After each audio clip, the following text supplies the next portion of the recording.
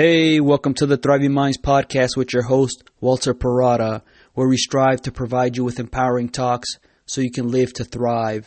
And today we'll be talking about why relationships are the currency of life. So we all have relationships that we have with different sorts of people where we're connected and behave a certain way to each other. And the quality of relationships that we have is the very foundation for how well we come to enjoy our lives, and not just the quantity. They make up our social support system that is vital to how we view our experiences. These relationships range in so many different ways that include family, friends, and acquaintances.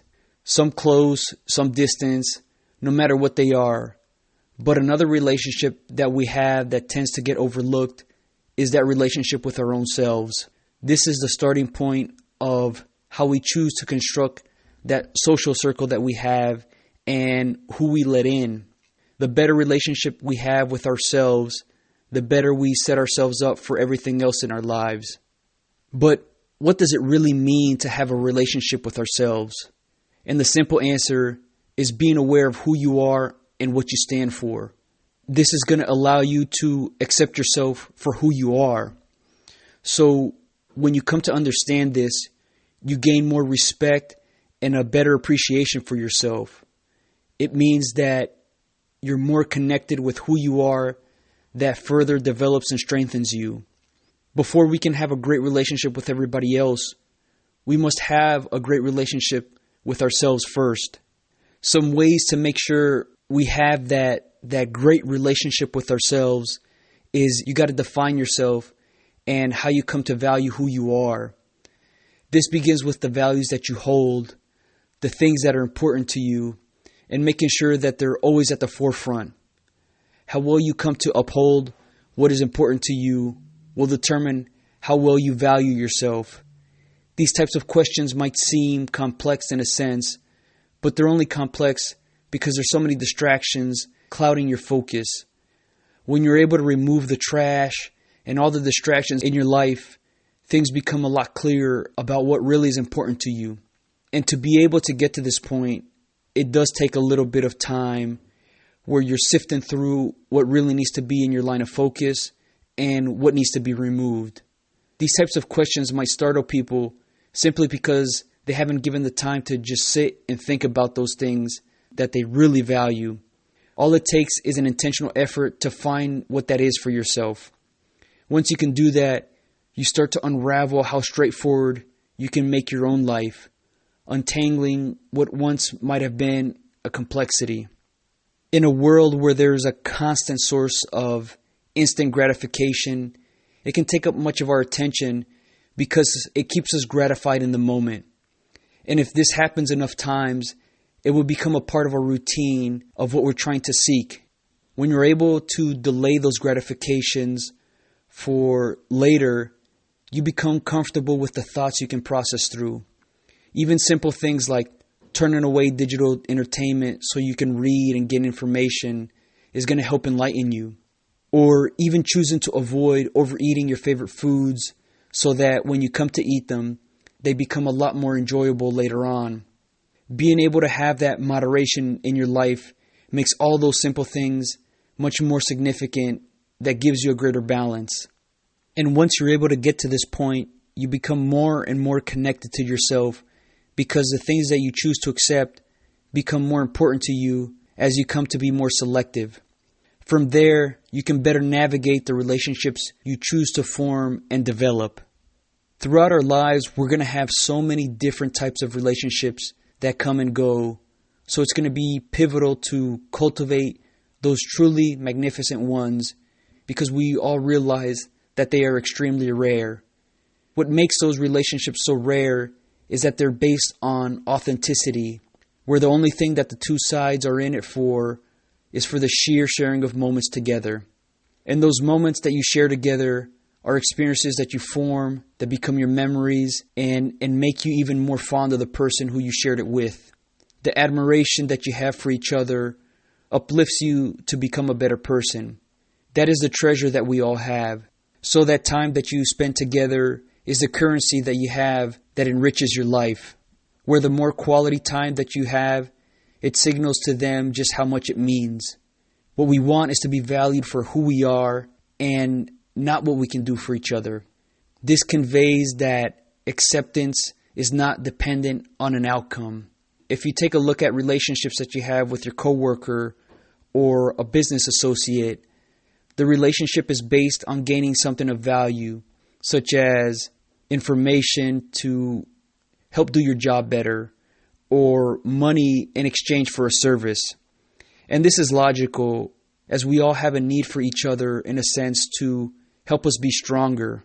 This is how civilizations were built, where people specialize in certain industries such as agriculture, finances, construction, services, and so many other aspects of what makes an economy function.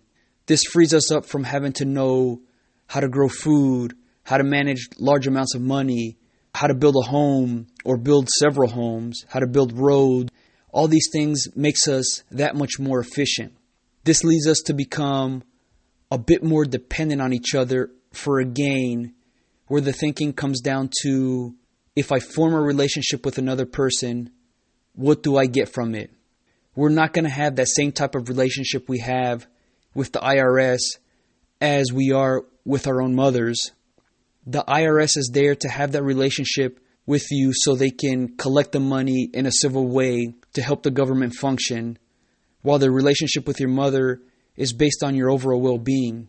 You and her have that bond that is built on care for each other no matter what. Knowing this can help let go of dwelling on those relationships that you might have lost or moved on from, and dedicate your time to what you have. Know the people who you value and why you do, and you'll gain a greater appreciation for them. This is going to help you take greater care to strengthen that connection that you share. The people that we spend our time with can have an enormous impact on how we feel, which can be both good and bad. Once you're able to recognize how a person affects you, it becomes a lot more straightforward whether you should move towards them or away from them. Continuously invest in those relationships because it requires effort to maintain them. The simple things of calling to see how they're doing, if they need help with anything, or just to ask if they want to do something together. This shows how much you care about them. In the busy lives that we live, we can always make time for them. It just needs to be prioritized. You want to avoid only relying on relationships in your time of need because it can come off as selfish and convenient for you. Have respect lead the way for these wonderful relationships that you've developed. This means being respectful of their time, their space, and who they are, which is going to propel you forward through meaningful interactions. Look to add value to the other person, because if you're not, the most precious resource of time is being wasted. And time is associated with an opportunity cost, where if you choose poorly, you lose value of what could have been. A simple way to look at who you should invest your time with is by looking years out and then reflecting on the people who occupied much of your experiences. Generally, the workplace occupies a third of our lifetime, which seems a bit off. That can make us question how well we live if the job that we do is not what we enjoy, especially because of the people around. Now, it's understandable. We all need to make a living. But this can be a huge sacrifice where money is a primary driver of the choices you make that can make it feel restrictive. When you can identify who you want to be around more often, you can find ways to build a life you desire around that. This could be surrounding yourself with your loved ones by being in a family business or being around people who share your interests. Knowing this is going to help you line up the pieces in your life together so money is not the primary driver of how you make decisions, but how you choose to spend your time. And as we all know, money and time are correlated. As we spend our time making money so we can have essentials and possibly even more, we can earn more money, but not more time. At the constant focus to get by or get ahead to one day have more time to do what we want is what many of us are working towards. With doing this, it can sometimes mean sacrificing those special relationships that we have, because to earn more money and maybe even the same amount of money, it requires much of your time away from them. So our need to survive takes over, and that money becomes comforting. Even if this is the case, we can always prioritize time for those that make up our social circle. Different phases occur in our lives that include the homes that we live in, the jobs that we have, but those relationships that we foster will always be present with you. The money that you earn, especially on a consistent basis, gives you that instant gratification that what you're doing is paying off, so you can cover all the things you need and want. It does create a dependency mentally where if we're not working towards what we've always been doing, then we cease to continuously have that income flowing in. But those relationships that you foster, simply because you value them, you're delaying that gratification for something that money is not able to fulfill. So the common sacrifices that we all make are to let money dictate where we should move to, how we should spend our time, and how often to spend time away from making a living. That focus that if I'm not working, then I'm not making money are the things that we all tend to have at the forefront of our thinking. And the more that takes over, the more it can compromise those relationships that are really meaningful. If this happens to be the case, then there might be the tendency to lose sight of how much money is enough. And this can be a difficult question to answer, as many unknowns and unexpected expenses do come about. So our first instinct is to survive, which is why we continuously are working to make a living. But we got to remember to actually make a life for ourselves, to enjoy what we have worked for. What good is it to have an abundance of money and material possessions if you don't have the time to enjoy them?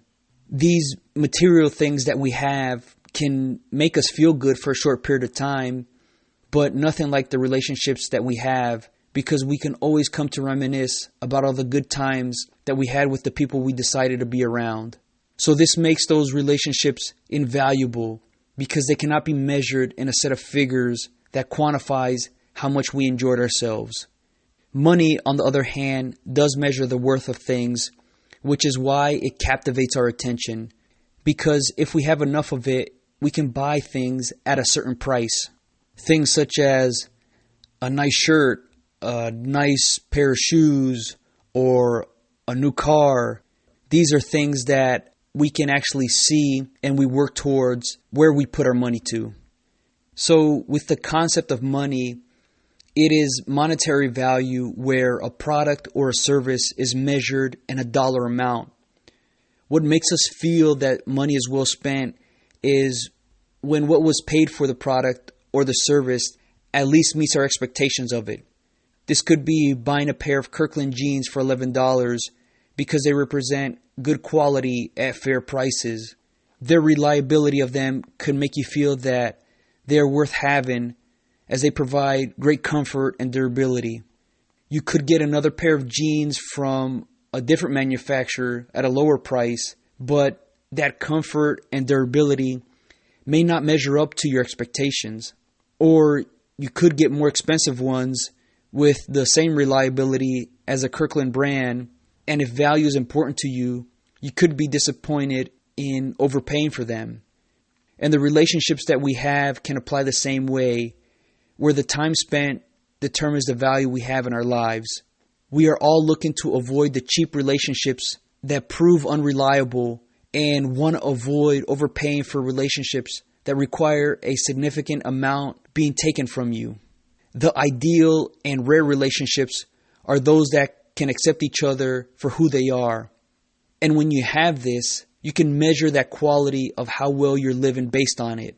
So what eventually you want is to improve your relationship economy, where it becomes about engagement and recognition of each individual. The better you can do this, the stronger the ties you form because it shows how much you care for the people. This starts with being your authentic self, even if it means that others reject you. You want to show what you stand for so you can better make connections. The people who value you will do so based on who you are and not what you want them to see you as. They'll admire you for that. Your authenticity will help attract others in the same way that allows for curiosity and understanding of each other. This will lead to better embracing the differences amongst different sides that shows it's okay to be in disagreement, as this is going to cultivate civility and comprehension of different viewpoints. Disagreements can evoke a tremendous amount of anger if it is not processed, because it can be seen as a threat to the viewpoints that we hold. We want to protect those viewpoints sometimes to avoid that uncomfortableness. Disagreements are healthy because it brings about new ideas that exercises critical thinking. Come to view them as an opportunity to become stronger together. The more respectful the disagreements, the more can be accomplished, as hostility impedes progress. Have an open mind when this comes about by delay shouting out a response to try to defend yourself. This shows greater self-control that gives you a chance to learn new things. Sometimes our own experiences makes it difficult to relate to what others are explaining. So whatever relationships we have, disagreements are a natural part of it. It's something that we should come to embrace, as this is a very unique opportunity for us to learn from each other.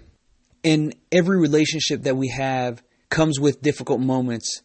But the stronger that connection and that bond is, the better you have at overcoming those tough times.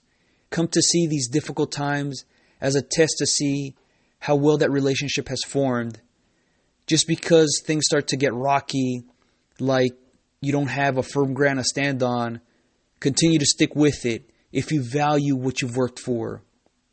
Sometimes the lack of understanding the viewpoints of others causes that friction between both sides. So when things start to become unsettling, come to realize maybe your viewpoint is clouding you from understanding what the other person is thinking. In cases like this, the ego may try to take over to prove how right or correct you are in your way of seeing things. But really, what good does that do for the relationships that you formed? Great relationships are built on a mutual trust where you have confidence in each other to discuss things and challenge one another for the better, and is not built on dominance where one benefits at the expense of another simply through control.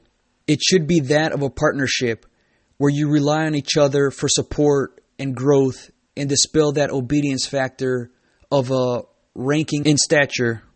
Over time, we might come to realize that some of the relationships that we have are that where it is not a shared interest. Maybe it could be something where you're not valued in that same manner that you expect it to be. And you're going to have to realize this if that's something you really want to be a part of. Are you relying on relationships out of a necessity or because you want to? And if you feel you're not being valued for who you are, then know it's okay to move on. Sometimes the relationships we're in hold us back from who we can be and what we can do. Some things that you may want to ask yourself: is this relationship actually helping you become the person you want to be? Is it building you up for something greater? Because if it's not, it's going to damage your confidence of all the things that you have the potential to do. This can be a tricky thing to come to realize, as people want to hold you accountable, and that reaction of just going berserk might be interpreted as that's just them lighting a fire under me to get myself straightened out. While this might help you get things done, it's ultimately conditioning you to respond when things are urgent or when fear is invoked into you. This can cause a dependency on the relationship because it can be viewed as something that is needed to propel you forward. So if you happen to experience those feelings of being belittled or shamed for what you've done, then it might indicate that it's not a relationship that's healthy for you. You can gradually work away from it or completely remove yourself.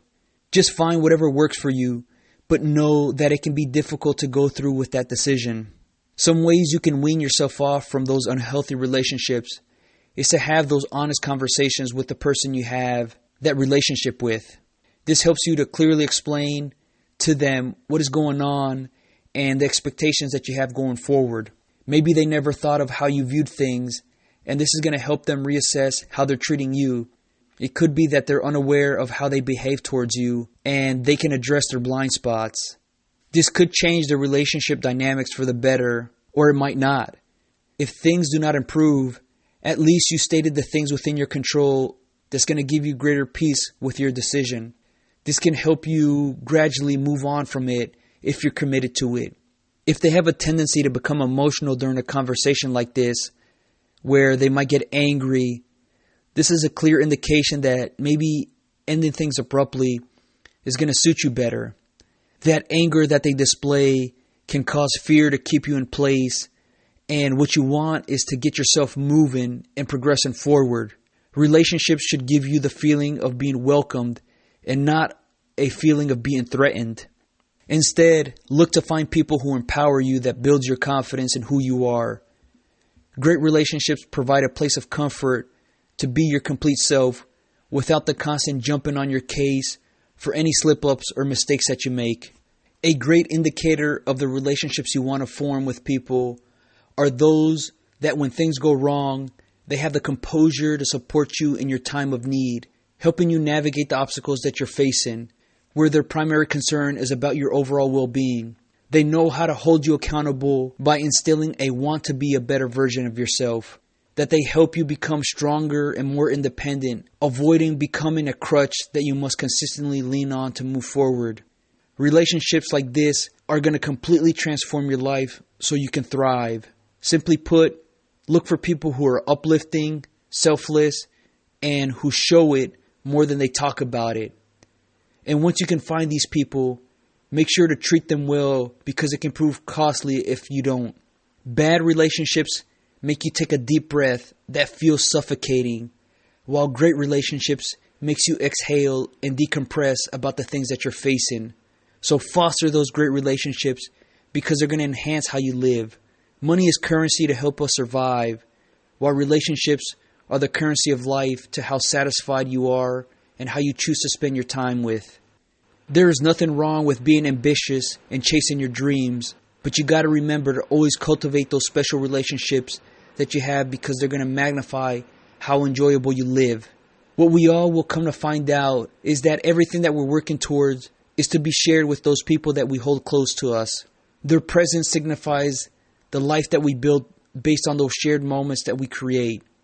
Without them, there's an emptiness that makes us feel isolated and wondering about all the things that could have been. Look at the long term of what you want in your life and the people who you want to be around, so you're not distracted by the instant gratification that derails your intentions. It's not so much about the quantity of people that you have in your life, but the quality of them. Continuously be your authentic self so you can let in the right people and remove those that are holding you back. While it might hurt to lose certain relationships, reflect on them and see what you've learned. The special relationships that you do have, cherish the moments that you shared, because our time together is limited. The more we can be in the moment, the more we can enjoy the presence of the company we keep. Do right to the people who accept you for you, and things will feel more gratifying in your life. I hope you all enjoyed this podcast. If you're interested in more topics like this, become a Thriving Minds member at www.thrivingminds.live. All right, until next time.